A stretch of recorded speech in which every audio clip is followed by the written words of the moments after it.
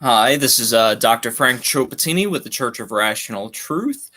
Since it is the first Sunday of the month, what we're going to do first is kind of go over the church's finances for May. In May, what we've got, let me pull them up real quick.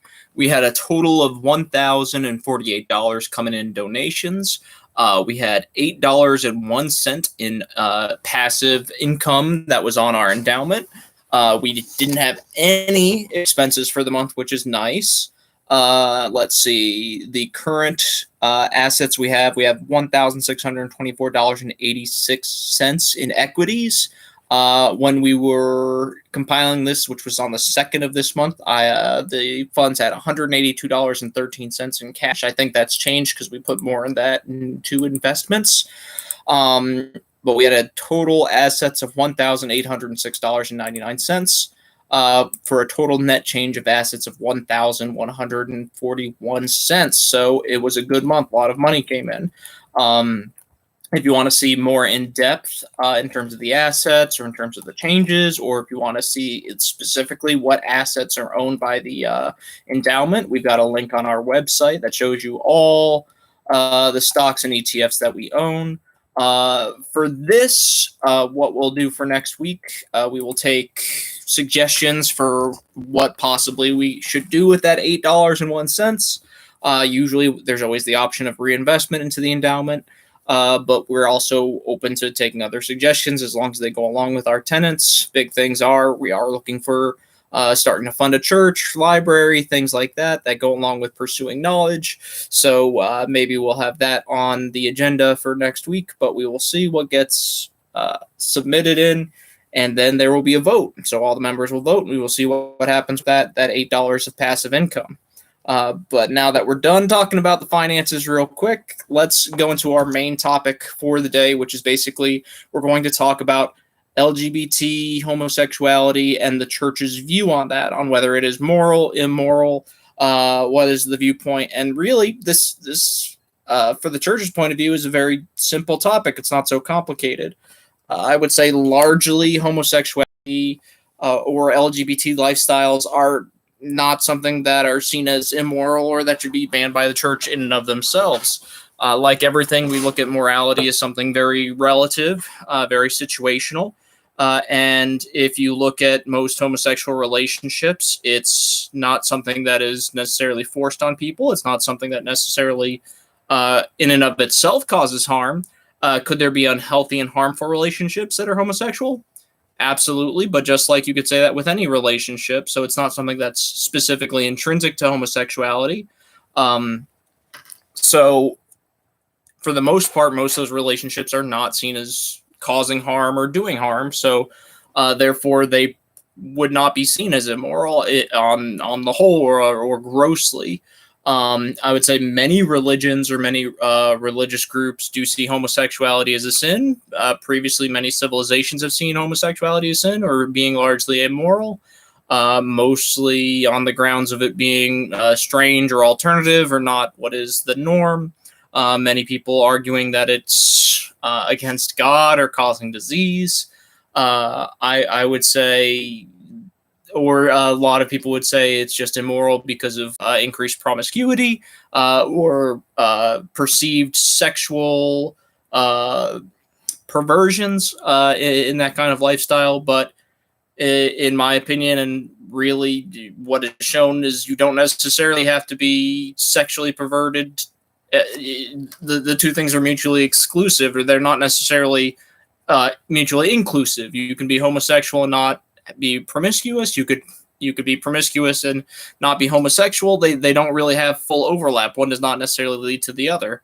Are there people who are homosexual and promiscuous? Absolutely. But then again, there are straight people who are promiscuous and can do immoral or wrong sexual deeds. So it's not like the two are necessarily tied. I would say they don't necessarily hurt anyone more than anything else. You could have healthy homosexual relationships. You can have unhealthy homosexual relationships. As long as both parties are capable of consenting, as long as both parties are knowledgeable and in agreement, and that they're capable of making rational decisions, it doesn't seem like there's clearly harm being done. If anything, there are some social models that actually argue that there's some degree of homosexuality that is healthy within a society, because you take a member of a family or a member of a society that does not have children, does not have the burden of having children. They can help others because they can have an income without having the burden of having to raise children, or being able to help that, and usually therefore they can handle some of society's burden. So for example, with children that need to be adopted, with families who already have too many children, there is a theoretical benefit to having someone who does not have children. Therefore, evolution has not removed it. It has not been taken out of existence.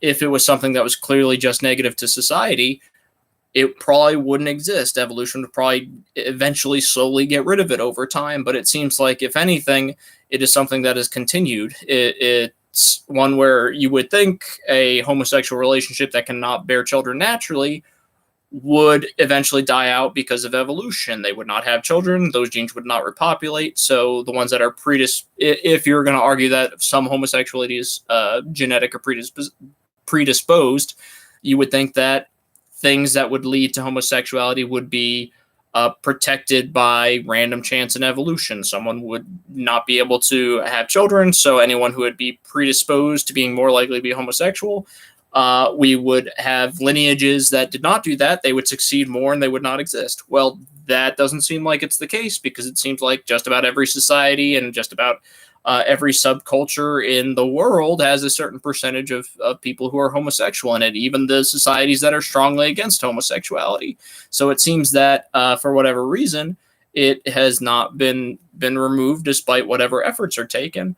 Many religious groups are against it, saying it is against God's will, but I would say, if anything, if it is against God's will and he is powerful enough to get rid of it, why wouldn't God get rid of it on his own? If he were to be powerful enough to see something he does not like, why would it still exist? The other aspect is, on the whole, I would say most people would say homosexuality, or most scientists would agree that homosexuality is something that you're probably either born with or not born with, that it's not necessarily a lifestyle or a choice, that someone is probably from a young age predetermined to be either homosexual or not homosexual. And if someone is predetermined to be either homosexual or not homosexual, and God were to be against it, well, if God is in charge of what is predetermined and God were to know what things people were to be, why would he predispose certain people to being homosexual only to damn their lifestyle and make it immoral? It just doesn't make much sense. People do use the Bible in certain passages, I believe in Leviticus, that say a man lying with another man is a sin and should be abhorred. But there's also those people who are pushing that one section of the Old Testament, are also ignoring lots of other parts of the Bible, especially when they're very strongly or forcefully against homosexuality. I believe they're probably being hypocrites, because a vast majority of the New Testament is much more for acceptance and love and loving your enemies. So even if you were to see homosexuality as a sin, or as something that's negative, or something that you were to interpret as being negative through the Bible, hating that person, being strongly against that person, or being vindictive, showing hate towards that person, goes against a lot of other aspects of the Bible. So if you're really going to be picking through the Bible with a fine-tooth comb to say that homosexuality is immoral or against the Bible, well, why are you ignoring all the other parts of the Bible that are so for love and acceptance, that you are going to overly hate this one person, but then disallow all those parts about love and acceptance? You're either going to love or accept your enemies and turn the other cheek to someone who thinks differently than you, or you're going to, you can't pick through the parts of the Bible and hate certain people and also say that you love certain people. It doesn't really make logical sense. Personally, I think a lot of those people are picking for bits and pieces of the Bible that really suit their culture or their lifestyle, more than something that is actually very hard and strong and true in the Bible. I think that's very common in certain subsections of Christianity. I'm not saying all Christianity, but certain subsections are very good about picking out the parts that actually fit their culture, rather than actually going through and looking on the whole what the Bible says. I would say there's very few passages, if anything, that even relate to homosexuality, and it doesn't seem like, if it were to be seen as something negative, that overarching it's something that should be. I mean, you could argue whether the Bible is very pro or against homosexuality, but I would argue that the Bible probably isn't very strongly towards hating or trying to ostracize or trying to convert people who are homosexual. I would say, if anything, the Bible would probably say to love them, to accept them, even if you don't agree with them. I want to use terms throwing shade, not really an appropriate one, but you should still be accepting of them, and you would hope that they would change. But then again, most of the Bible would probably just say, well, you should love them even if you don't agree with them. And I think that's probably the bigger thing that people who call themselves Christians should probably follow, rather than trying to hate or trying to force change because it doesn't go with their social dogma more than their religious dogma. So I would say that's a brief introduction to the Church of Rational Truth's stance on homosexuality, LGBT. Very much like generally we look at individual parts. So I can't say for every single homosexual relationship or every single lifestyle is it moral or immoral. You'd have to go into the specifics and the minutia of each specific part. But I would say on the whole, there's no reason that the church would say that they're immoral. You would have to look at specifics and dive into it to see, is that one situation immoral. But I would say on the whole, being homosexual or being in a homosexual relationship, or having I don't want to say alternative, having other sexualities, the majority of them are probably not seen as immoral.